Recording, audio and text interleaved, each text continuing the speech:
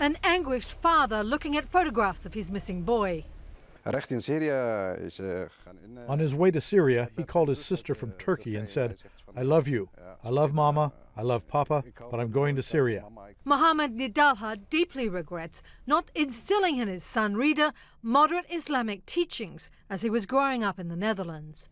The 20-year-old, who once liked girls and discos, suddenly changed after contact with extremist recruiters in neighboring Belgium. Those people are professionals.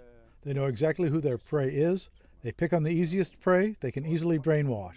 NIDALHA's family is not unique. One independent study estimates that between 16 and 17,000 from more than 90 countries have streamed into Syria and Iraq to join militant Islamic groups. They include about 3,300 Westerners.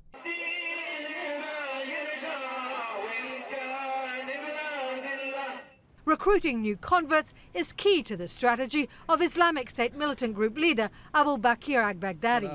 His appeal has been broad, attracting recruits as far away as New Zealand. I've been lonely all my life, been rejected by people, used by people, abused by people. It was a sense of community that drew in Mark Taylor. The good thing about being Muslim is you can walk into virtually almost any mosque and pray, and people would welcome you.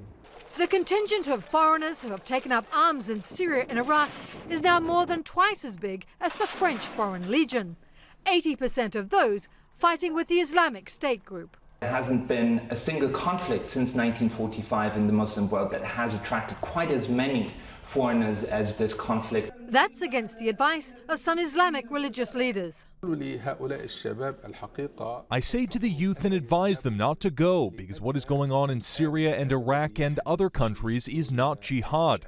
What is happening there is chaos. Instead of coming home from school one day last month, 2 Georgian teenagers left their valley high in the Caucasus Mountains and went off to join the Islamic State group.